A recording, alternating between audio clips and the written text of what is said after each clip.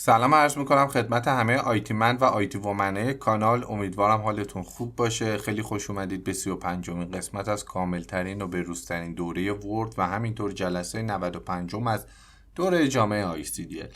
تو این جلسه میخوایم بریم سراغ تب دیزاین. راحت از اسمش میشه فهمید کاربرد ابزاراش چیه. این تب ما اجازه میده که ظاهر سند رو طراحی کنیم، زیباترش کنیم. از انتخاب تم و استایل برای متنمون گرفته تا تنظیم فاصله پاراگراف و واترمارک و رنگ صفحه و همینطور قاب یا حاشیه برای متنمون. خلاصش رو بخوام بگم این تب برای طراحی و قالب بندیه. پس به عبارتی میشه گفت تب دیزاین برخلاف تب هوم و اینسرت که بیشتر روی محتوای سند تمرکز دارن مخصوص ظاهر و طراحی سند شماست.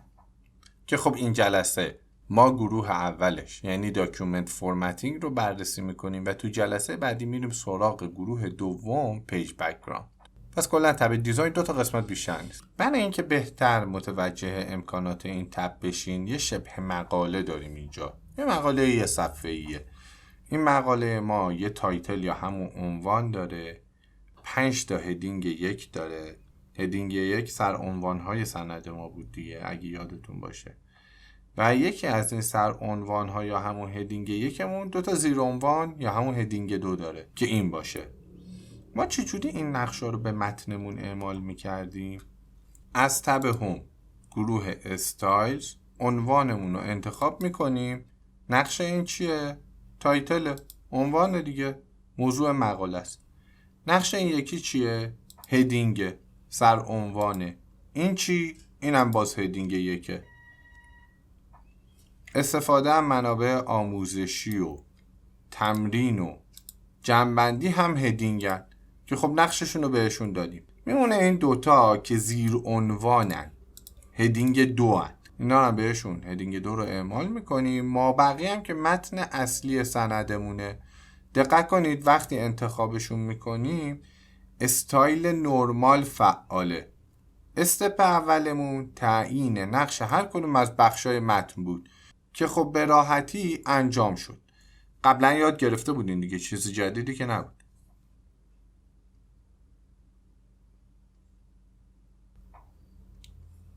تازه الان میتونیم بریم سراغ تب دیزاین. بچه‌ها تب دیزاین همونطور که گفتم کلا 2 گروه داره. یکی داکیومنت فرمتینگ که در رابطه با طراحی و دیزاین متن سند شماست که این جلسه بهش میپردازیم. یکی هم این پیج بک‌گراند که پیج بک‌گراند در رابطه با طراحی و دیزاین خود کاغذه. بریم شروع کنیم و با داکیومنت فرمتینگ آشنا بشیم. اولین ابزارش تم بچه‌ها. تم ها قالب های از پیش ساخته شده است که تو 2 ثانیه میتونه رنگ متن، فونتتون، افکتتون، لاین اسپیسینگ و یه سری موارد دیگر رو تغییر بده. دقت کنید روی هر کدوم که وای میسم یه پریویو داره ازش بهم نشون میده. بین همه اینا مثلا من با این حال میکنم، هم فونت فارسیش قشنگه هم فونت انگلیسیش. با ترکیب رنگی هم که به کار برده حال میکنم. فاصله بین پاراگرافام یه مقدار بیشتر از تمای دیگه بود. من حال میکنم باش. سلیقه‌ایه بچه، شما هر کدوم رو دوست دارید انتخاب کنید. حالا بچه ها هر کدوم از این تم ها کلی استایلای مختلف داره که نشأت گرفته از اون تمیه که ما انتخاب کردیم که هر کدوم از این استایلا روی الاینمنت یا همون چیدمان متنمون، سایز متنمون، رنگش و افکتاش تأثیر داره. ولی تو هیته همون تمیه که ما انتخاب کردیم به فرمت‌های مختلف. بازم سلیقه‌ایه. من مثلا با این حال میکنم، کافیه فقط انتخابش کنم. نگاه کنید سند ما این بود، این شد. یعنی من توی یه مدت زمان خیلی کوتاهی اومدم سندم رو جینگلاسیونش کردم. حالا اگر از تب دیزاینم نمیخواستم استفاده کنم، با کمک ابزارهای داخل تب هوم و اینسرت هم میتونستم به همچین چیزی دست پیدا کنم ولی 2 ساعت طول میکشید تا به یه همچین قالبی برسم، به یه همچین ساختاری برسم. حالا 2 دقیقه‌ای به این رسیدم بدون کمترین زحمت. حالا ورد اومده این قابلیت رو برای ما در نظر گرفته، گفته که خب من تم و استایلای آماده رو در اختیارت قرار میدم که تو کارت راحت بشه. ولی اگر با یه بخشیش هم حال نکرده باشی اشکال نداره، همینو کاستومایز کن، شخصی سازیش کن به همون شکلی که خودت دوستش داری عزیزم. چجوری؟ به کمک این 4 تا ابزار که اینجا برات در نظر گرفته: colors، fonts، paragraph spacing و effects. اگر همه جلسات رو تا اینجا دیده باشین با همه اینا آشنایین، ولی بریم یه نگاهی بهشون بندازیم. از بخش کالر شما به کلی دسته رنگ دسترسی دارید و میتونید اون دسته از رنگ پیشفرض تمتون رو که به طور خاص برای این تم یلو اورنج تغییر بدید. میتونید یه طیف از رنگ خاکستری استفاده کنید، دسته رنگ آبی رو انتخاب کنید، یا اگر برای سازمانی دارید کار میکنید ببینید رنگ سازمانیتون چیه، همون رو انتخاب کنید. مثلا رنگ سازمانی شرکتی که من دارم توش کار میکنم همینه، انتخابش میکنم و به همین راحتی به سندم اعمال میشه. حالا اگر با هیچ کدوم از اینا حال نکردید هیچ اشکالی نداره، از بخش کاستومایز کالر خودتون میتونید دسته رنگ مورد علاقتون رو بسازید که خیلی کار راحتی هم هست دیگه، میسپارمش به خودتون.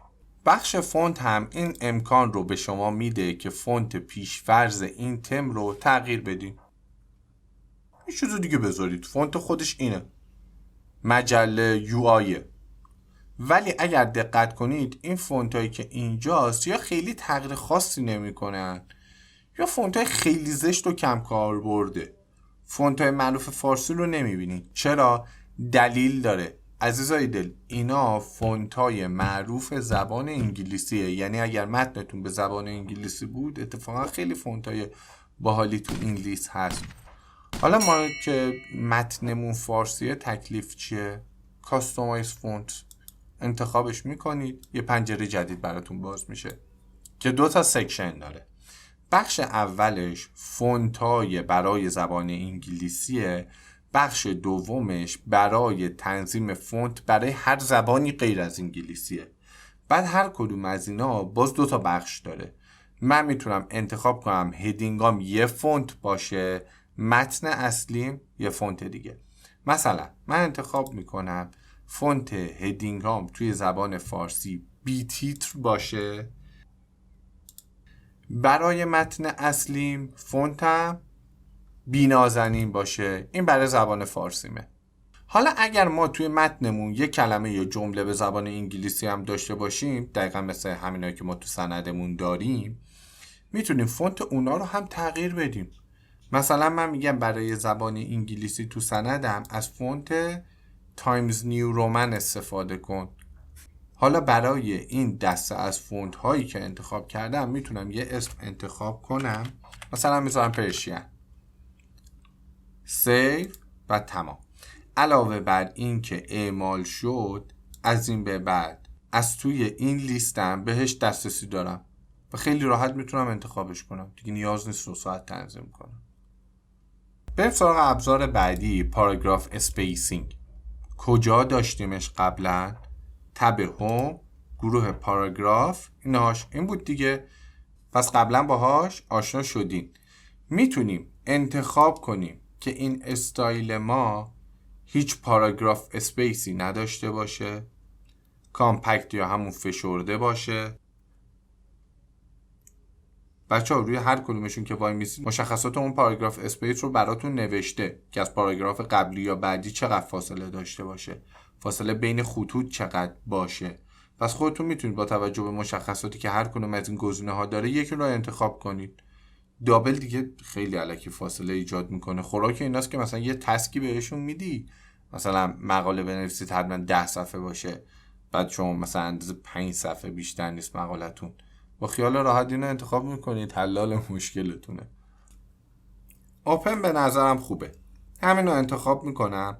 حالا بچه ها این پاراگراف اسپیسینگ بخش کاستومش مهمه، باید بررسیش کنیم. چرا؟ چون از اینجا میتونید سایز پیشفرض فونتتون تو این استایل از تم رو تغییر بدید، یه فونت سایز دیگه براش انتخاب کنید. لاتین تکست فونت برای تغییر سایز فونت زبان انگلیسیتونه، کامپلکس برای متن فارسی مونه. فونت سایز برای متن فارسی الان روی 10، میذارمش روی 11 یا 12.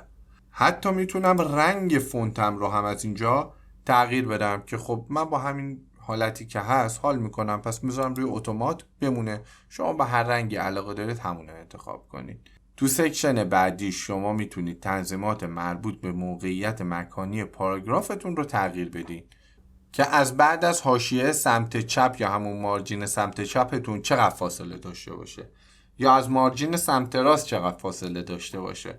یا میتونید الاینمنت یا همون چیدمان پاراگرافتون رو تغییر بدید که راست چین باشه، وسط چین باشه، چپ چین باشه، جاستیفای باشه، که خب متن ما چون فارسی میذارم روی همون رایت بمونه.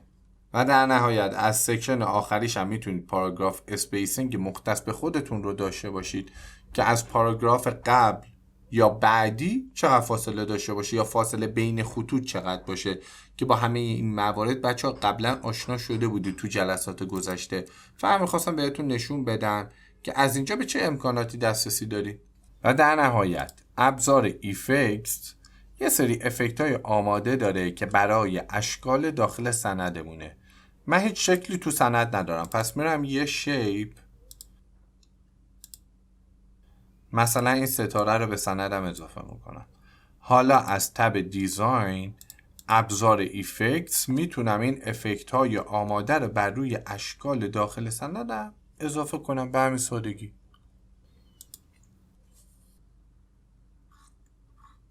آخرین گزینه گروه داکیومنت فرمتینگ هم ست از دیفالته، یعنی میاد این استایلی که شما ساختی همه چیشو از نوع فونت و سایز فونت و رنگی که انتخاب کردی و فاصله پاراگراف و خطوط و همینطور افکتا و هر چی که توضیح دادم براتون تا الان به عنوان پیشفرض نرم افزار ورد قرار میده و از این به بعد هر سند جدیدی ایجاد کنید با این تم و محتویاتش باید کار کنید. که خب اگر دائما قراره از یه همچین تمی تو اسنادتون استفاده کنید، این گزینه خیلی کارتون رو راحت تر میکنه. داکیومنت فرمتینگ اباحتش رو آدم اولش میبینه میگه یا خدا ببین چقدر قراره آموزشش طول بکشه. همین بود، دیدین که چیز سختی هم نداشت. فقط میمونه دوتا نکته بگم و تمام. اولین نکته، ما اول اومدیم یه تم از اینجا انتخاب کردیم، درست؟ ولی بعدش 1001 تغییر روش ایجاد کردیم، یعنی عملا یه تم جدید ساختیم. حالا اگر خواستید متنتون، این سندتون از این تم خارج بشه، ریست تو تم فرام تمپلیت رو اگر بزنید کلن هر چی تنظیمات داده بودین تبدیل میشه به تم آفیس. حالا من کنترل زد رو میذارم که همه چیز دوباره برگرده به حالت قبل. نکته دوم، ما میتونیم این تمی که ایجاد کردیم، این تم جدیدی که ساختیم، ذخیرش کنیم که اگر یه زمان باز خواستیم یه همچین سیسو استایلی بدیم به سندمون 2 ساعت نیم ایجادش کنیم، خیلی راحت بتونیم از بخش تم انتخابش کنیم و سندمون به اون شکل و فرم در بیاد.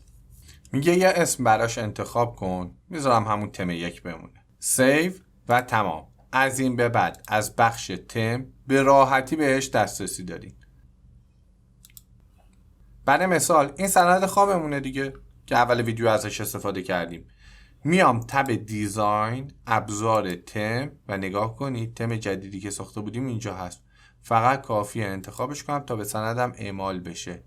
ولی چرا کامل اعمال نشد؟ به 2 دلیل.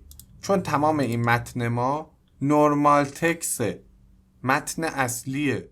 شما باید بیاین از تب هوم بخش استایلز نقش هر کدوم از متنا رو براشون مشخص کنین. مثلا این تایتل انتخابش میکنم، این هدینگ 1 انتخابش میکنم.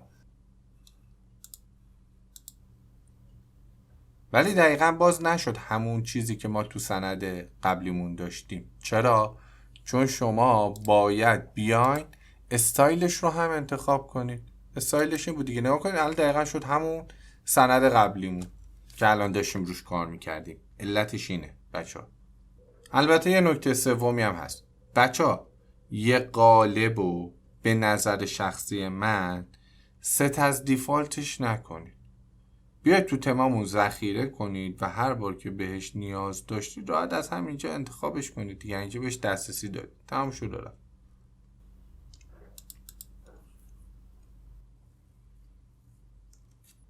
این جلسه هم همینجا به پایان رسید. مرسی همه دوستایی که تا انتهای ویدیو منو همراهی کردن.